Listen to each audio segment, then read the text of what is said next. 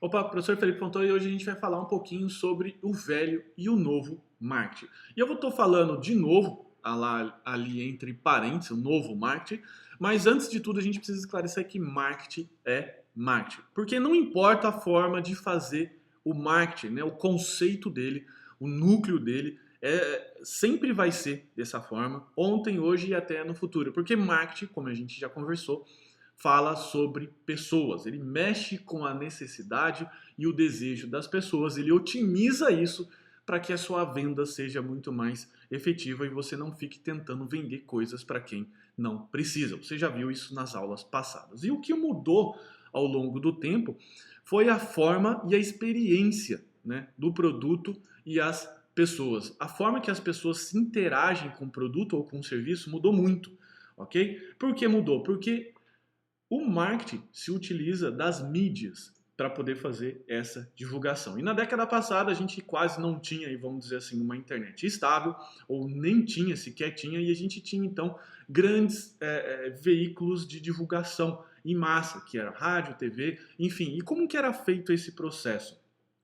O anunciante simplesmente passava lá num programa de TV ou numa propaganda, comprava um espaço dessa mídia de massa e ele divulgava o seu produto. E assim divulgava para as pessoas divulgavam para as outras pessoas, fazendo assim uma cadeia simples, de cima para baixo, né? Ou topo baixo. Então era muito fácil e era muito tranquilo eu vender qualquer coisa. Na verdade, eu poderia produzir qualquer porcaria que se eu falasse na televisão, que era bom, até porque estar na televisão já demandava um certo valor financeiro, obviamente como demanda hoje, então automaticamente já criava uma autoridade, que foi o que a gente já falou sobre objeções nas aulas passadas, ou já comentou alguma coisa. Então eu aparecia na TV, né? Tem até essa brincadeira hoje que o pessoal, mãe, eu tô aparecendo na televisão, olha só que legal. Então existe essa autoridade. Então eu me apresentava como uma autoridade num programa de TV e muitas vezes essa autoridade ela era ancorada por um apresentador de um show, por exemplo, o Faustão tá falando, não sei se você gosta ou não de Faustão, isso também, eu também não sou muito chegado no programa do Faustão, mas o que a gente não pode negar é que ele tem uma autoridade, então se ele apresenta, por exemplo, um empreendedor, um grande inventor de alguma coisa lá no programa, a chance dessa pessoa ser procurada pelo Brasil inteiro no outro dia é alta. Ou seja, então existe uma autoridade. Então eu poderia criar qualquer coisa, qualquer produto no bom sentido, não importa se era bom ou ruim, que as pessoas iriam comprar de qualquer jeito. Só que a coisa mudou muito de um tempo para cá. Ou seja, agora o marketing do século XXI ele é ancorado numa capacidade de comunicação das pessoas, porque a mídia social está aí, né? As grandes redes sociais estão aí. Então as pessoas têm uma capacidade de se comunicar muito forte, como nunca elas tiveram na história da humanidade. Porque agora eu tenho o meu WhatsApp na mão, tenho o meu Facebook, falo se aquele produto é bom ou ruim. Então agora as coisas têm que funcionar de verdade. Não adianta só eu tentar vender alguma coisa que as coisas vão funcionar. Isso nas próximas aulas você vai ver que foi um ponto positivo, mas é um ponto muito negativo, porque é muito difícil você conseguir identificar o que de fato as pessoas querem. E você vai ver agora nas próximas aulas, até nos próximos slides, então, a nova forma de fazer marketing. E lembra de novo, não estou falando novo, não estou apresentando, não estou colocando uma roupa diferente numa pessoa, tá certo? É a mesma pessoa, marketing é a mesma pessoa, só que com uma apresentação um pouquinho diferente. Mas os conceitos são os mesmos. O que você vai aprender aqui vai continuar funcionando.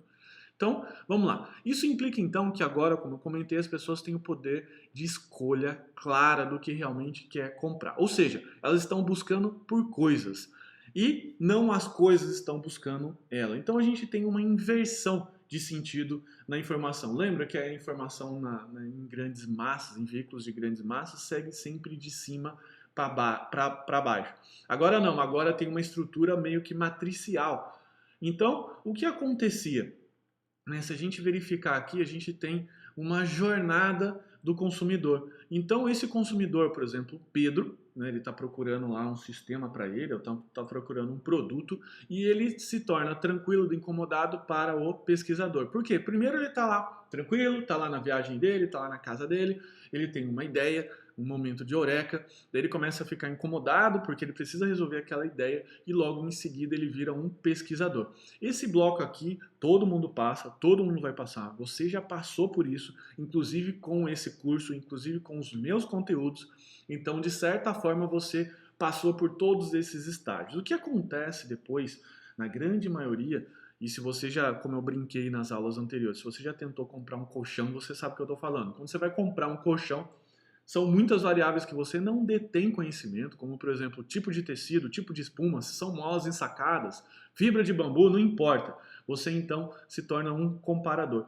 E quando você se torna um comparador, você começa a bater na parede de dúvidas e objeções. E você não sai daquilo porque você não tem conhecimento. E pela pressão do tempo, ou pressão do seu negócio, no caso aqui do Pedro, você vai fazer então uma compra irracional, que é ruim. Por quê? Porque quando você faz uma compra irracional, você faz ou por preço, normalmente você vai comprar lá o mais barato, ou então dependendo do que você vai comprar o melhor, o mais caro, porque você tem dúvidas. Ah, na dúvida eu vou comprar o mais caro, se você puder comprar. Por quê? Porque a sua percepção é que pode durar mais, ou que é melhor, enfim.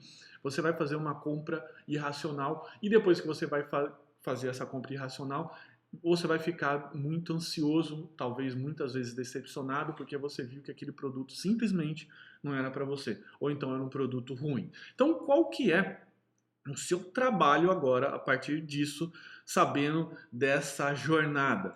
Então, o seu trabalho é criar uma experiência para o Pedro, né? No caso, essa figurinha aqui, essa pessoa fictícia aqui no meu slide. Você vai então, ele vai continuar passando por esses 3 estágios, da mesma forma que você está passando agora, só que então você vai capturá-lo na sua zona de engajamento, ou seja, com o seu material de exposição, que você mais para frente vai aprender a fazer o blog, vai aprender a fazer lá o seu LinkedIn, o seu GitHub, você vai colocar ele dentro dessa zona de engajamento, e a gente vai ver mais para frente a forma de fazer isso, vai transformá-lo num estudante, vai educá-lo para fazer uma compra racional. E quando ele for comprar o seu produto, ele vai comprar com toda a certeza do mundo. Ou seja, a chance de você vender para alguém que tem a necessidade e o desejo é extremamente alta, tá certo? Então, você vai se antecipar, chegando primeiro e se posicionando como uma autoridade na cabeça dele.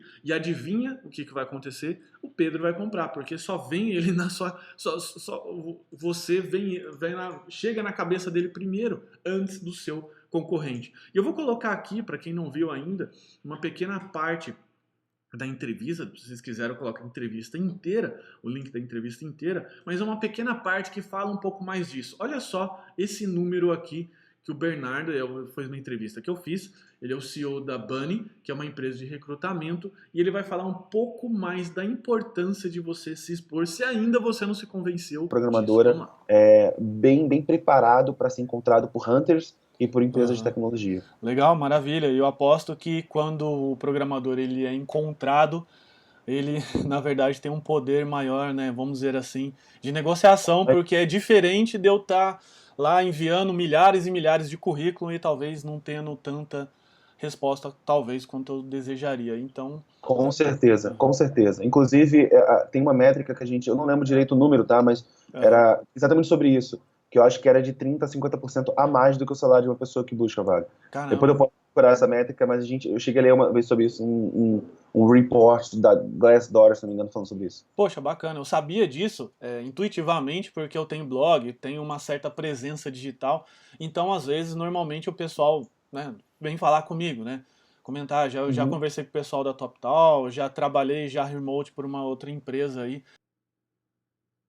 Então a gente viu aí alguns números que o Bernardo está comentando e a forma, vamos dizer assim, que quando você faz um bom trabalho de marketing, um bom trabalho honesto de divulgação, de mídia, com o seu blog, com as suas coisas, você consegue perceber os resultados simplesmente assustadores com relação a quem não faz. E a gente sabe que o mercado hoje é um mercado que praticamente quase ninguém conhece esse processo.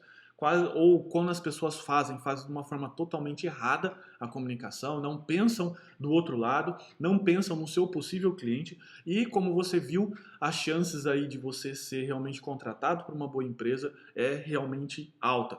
E você viu também que você precisa ter uma comunicação correta. Não adianta você começar a falar um monte de abobrinha, um monte de coisa na cabeça que o outro não entende. Seria a mesma coisa que eu tentar falar russo para você agora, se você não souber de russo. E o novo marketing, então, diz respeito em ajudar as pessoas primeiro. Então, deixá-las que naturalmente comprem de você. E aqui, né, o que normalmente o que as pessoas pensam. Né? Alguém que quer tirar vantagem para si próprio, não importando se o produto vai ajudar outras pessoas, como eu comentei.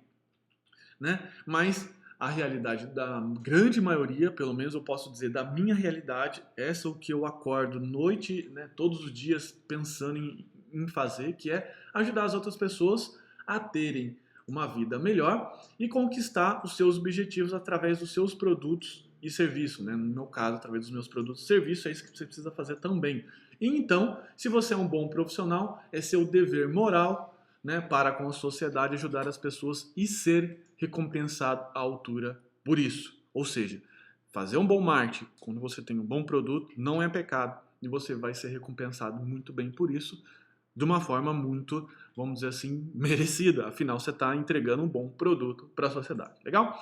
Então, vamos falar um pouco mais aqui, então, para que você possa compartilhar com a turma os seus preconceitos que você possui com marketing e as más experiências que já viveu com isso. Conta mais um pouquinho para a gente lá no nosso grupo. Legal? Então, fica assim. Muito obrigado. Um abraço. Tchau, tchau.